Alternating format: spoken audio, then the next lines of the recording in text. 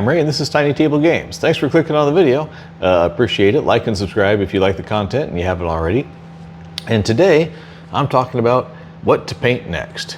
Specifically, if you've been looking at the painting shorts, thank you, first of all. And second, just finishing up the last of the 40-something talisman miniatures, which are all different, which batch painting makes it kind of challenging in that sense. So I thought, well, what's next? What do I want to get into next? And the conclusion I reached was, it's time for some G.I. Joe. So with that, we're going to do the G.I. Joe unboxing, partially unboxing and partially see if I can't combine some of these boxes, because there's a ton of wasted space in these. And hopefully can do that, and somehow I still want to chop these box loads out and make a poster out of them because I love the box art. So that said, let's get into opening some G.I. Joe Mission Critical boxes from Renegade Games. So here's the main box for G.I. Joe Mission Critical, and if you haven't seen it before, I always like to try and give perspective because, hey, the camera always kind of makes it hard to tell what really the box size is. So it's like 13 square by 5 inches deep. So it's not tiny. And as we open it up,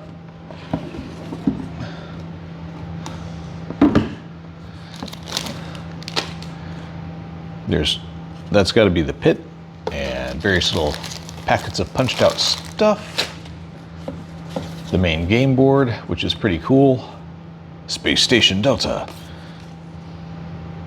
Cobra Temple, all right. Bonus scenario, quick start rules, an ad for the Transformers game, which I do not like, which is ironic because it seems very similar in mechanics, but still don't. The rule book,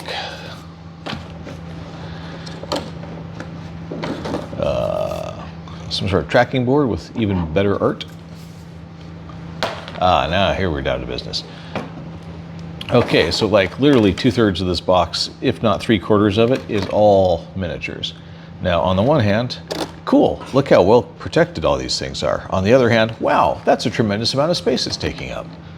And if you look at how deep these wells are for the cards, it's gotta be they expect you to throw expansions in there, because why else would the wells be that deep? So before I decide to throw away all this plastic, we shall, because look, I mean, it does hold them really well, you have to admit. Although honestly, sometimes it made your blood there. After you paint them, these are not your friends really, because they scrape the paint pretty good when you push them in and out, because it's a, I forget the official term for it, but basically it's just the squeeze fit is effectively what it is. So next up is a couple of little card packs that came with the, when I bought the box, vehicle packs 1 and 2, which I've never opened any of this obviously, except I did open the Sergeant Slaughter box, I will admit, because I was wanted to see what the miniatures were like. Man, I even love the cards, look at that.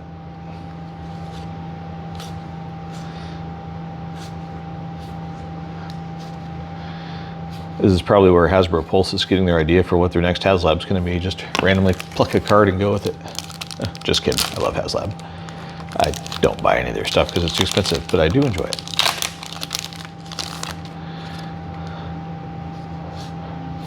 Cool.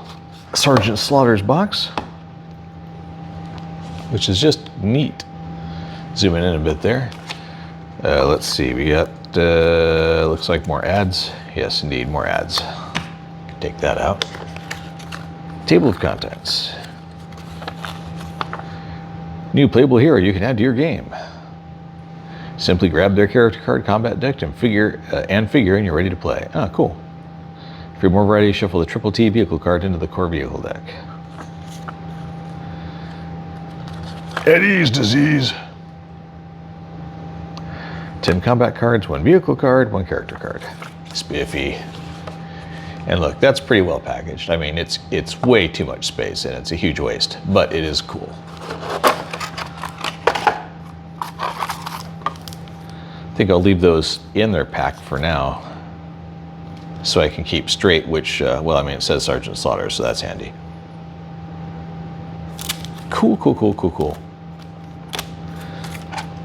And most importantly, or equally importantly, the Sergeant Slaughter figure.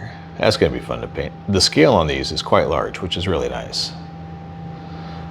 Certainly better than some of the other ones, or at least it gives you more potential for making more detail. And the thing I kept complaining about with the Talisman miniatures is you can't really do anything on the faces, but there you can even distinctly see the mold for his mustache and sunglasses, so that's cool. So I'll be able to put like a little silver shine on his sunglasses, which I admit half the time in the pictures they're black, but just with that anime style slash of silver across it, which is what I'm going to go for, I think. But lots of definition, that'll be interesting. I'm going to try and keep it like the art on the boxes because I like it. The color seems pretty accurate. And the cartoon you can't go off too much because they kind of did whatever they had to do with the budget they had that week. Next up is, if you're an old G.I. Joe fan, this is literally the same card back they used in the very first Snake Eyes figure back before everybody knew he was super cool. He was just the commando guy. This is not the full card they gave him at the start. Obviously, this little one sentence here was in the original thing, in the original, what do you call it, bio that they put on the back. And yes, when I was younger, I did in fact cut them all out and always had a horrible time with those little curves because I just couldn't make it. So they always came out with choppy squares, but that's not really one thing or the other. But the point is, retro Snake Eyes. Is that different than regular Snake Eyes? I don't know, but I couldn't resist it when I saw the packaging, so well done to Renegade for making me buy the same character twice. It hurts to do that, but if you don't open it, you can't play with it.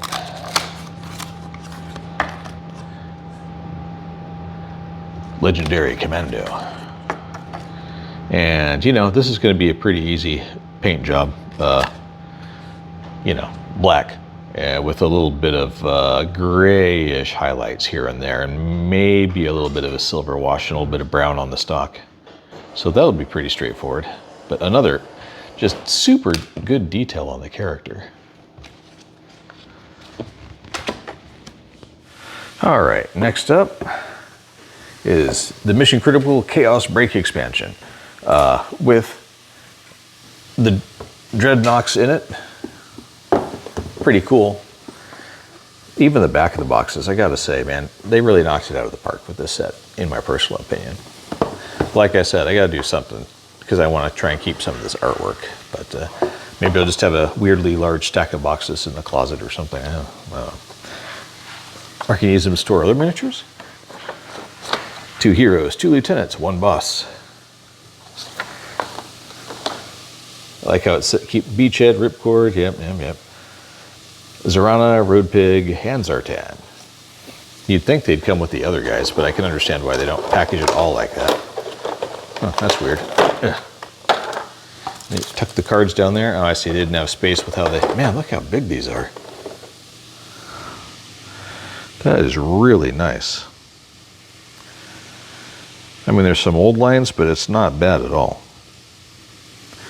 And yes, if you've been watching the Talisman videos, I know I didn't clear all the mold lines because it's for a board game where you can barely even see the mold lines from more than 3 inches away. But in this case, I might do a tiny bit of cleanup where I can, but it doesn't look like much is required. They really put some time and effort into getting these things done properly.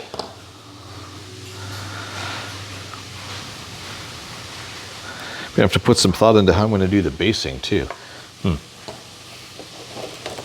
Wow, quite a few cards with this one. Now we got the Heavy Firepower expansion. With, I assume, Destro in there, because his face is all over the cover. 2 Cobra figures, 3 hero figures. Huh. They've definitely changed how they... This is one of the first expansions, that's why I said it looks a little bit different. They kind of rejiggered how they did some of that to start with. The Falcon Glider with Snake Eyes on it, which of course is a reference undoubtedly to the Silent issue, which was amazing because it started with him going in on the Silent Glider, which is amazing. Now look at the artwork on the back of this one. Is that the same on the back of this one? Do they have different artwork on each? They do have different artwork on each. That's interesting. Unless it's vehicles that have that artwork. Let's see. Yep. Nice. Well, at least it'll be easy to tell what's what. I always enjoy when they make that simple. Wow, this one's taped to half.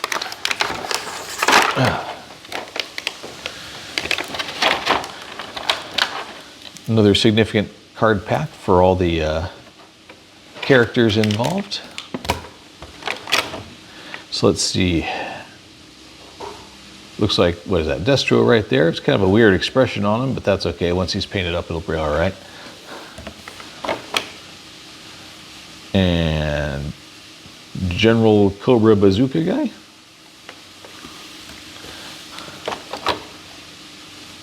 And then Gung Ho and Roadblock.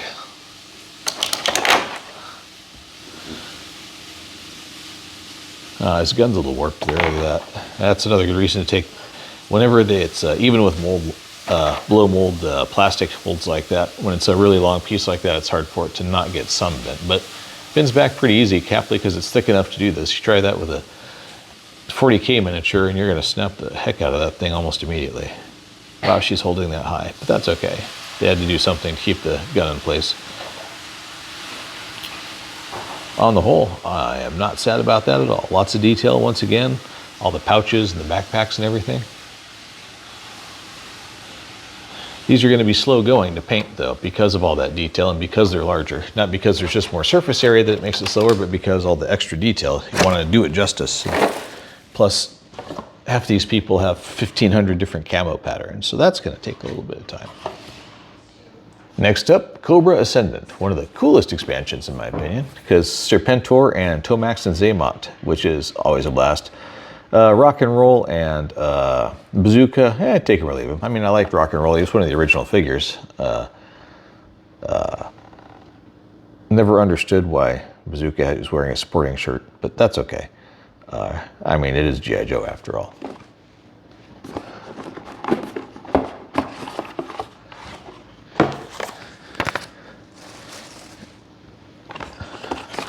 Cobra Ascendant. You can almost hear the Cobra, la la la la. Clearly a later one of the newest ones, I think. With all these extra rulings and bits.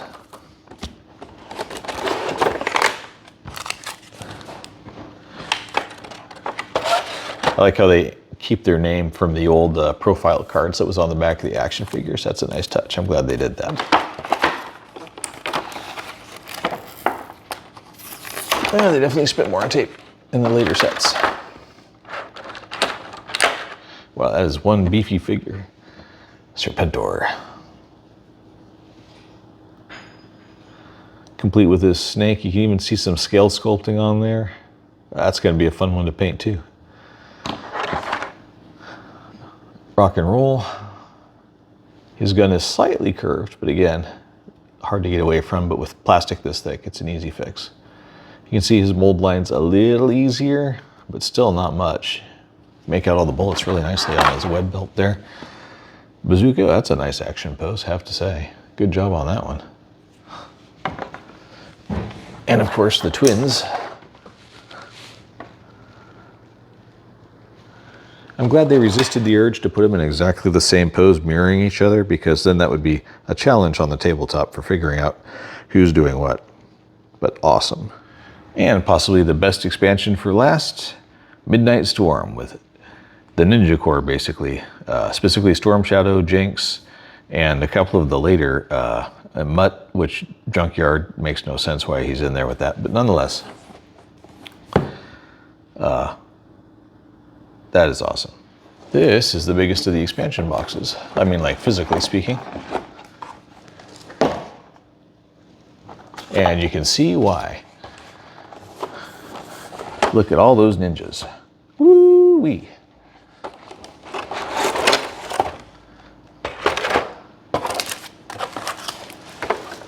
There's all their cards. So it's what, 12 foot soldier figures? That's kind of funny. 2 heroes, 2 lieutenants, and 1 boss, being Storm Shadow. Mutt and Junkyard, integrating the expansion. New playable heroes, add it to your game. Red ninjas are new foot soldiers.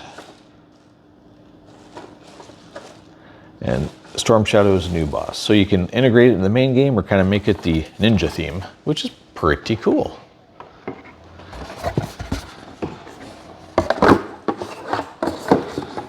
Now you get to listen to me play with this box because I forgot to turn off the camera first. Ah, well.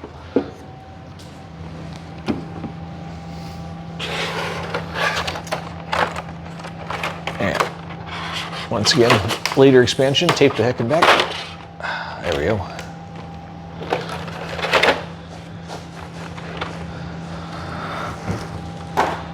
There's not Storm Shadow, I don't think. Well, yes, actually it is Storm Shadow. Don't like his face sculpt. Oh, I see. They're using his later version with his mask. Gotcha. Should have cued off of that from the artwork. That's like his motorcycle helmet version in the original and in the comic book. With the original action figure, the 3 3/4 inch and the 3 1/4. I always forget the exact spec. It was just the white linen face mask. But this is cool. And his sword's straight, which is amazing.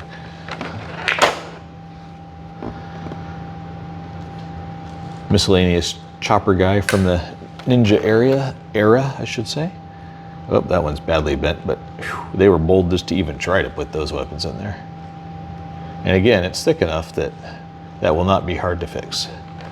And it's, again, another good reason to, oh, they put them on the same base. That was a great choice for modeling and a crummy choice for trying to paint that dog. That one's going to be tricky, but we'll get there. Then Jinx. Jinx was always an awesome character. Love Jinx. And they gave her a great pose, so that's nice. Big, dramatic, not hard to paint necessarily, even though the arms are folded over the sword. Lots of space to get all the details on her uniform right. And Miscellaneous Ninja, which if you look, kind of humorously, some of the artwork,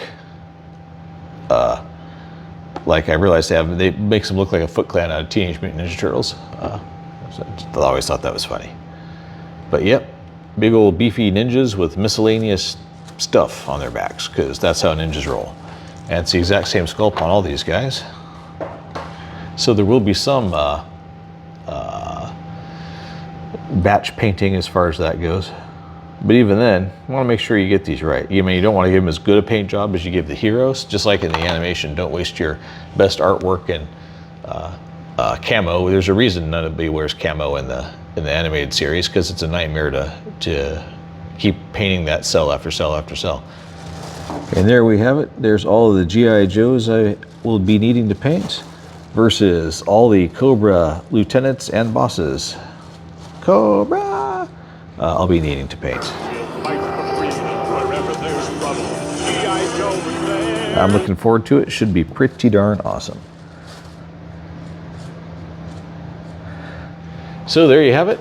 Next up for all the painting schemes of life, or G.I. Joe Mission Critical. Painting schemes of life? Well, whatever. I paint a lot, feels like life. Anyway, thank you very much for watching. G.I. Joe Mission Critical will not be the next game we play on the channel, because I have to get all those miniatures painted first. But expect to see a lot of G.I. Joe miniature painting coming up in the shorts. As far as what games we actually play next on the channel, we got some more Lorcana coming up. I'm going to break out Undaunted, Battle of Normandy, which I picked up at the 2025 Virtual Flea Market at Ice Tower East.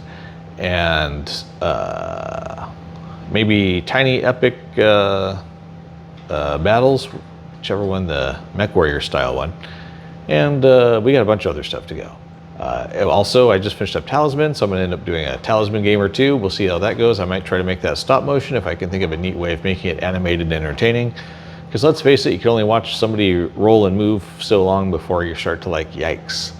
As soon as I figure out how to make that stop motion and interesting and fun to watch, I'll be putting that one up. In any case, I'm Ray. This is TinyTableGames. Thank you very much for watching, and I hope you enjoy your day.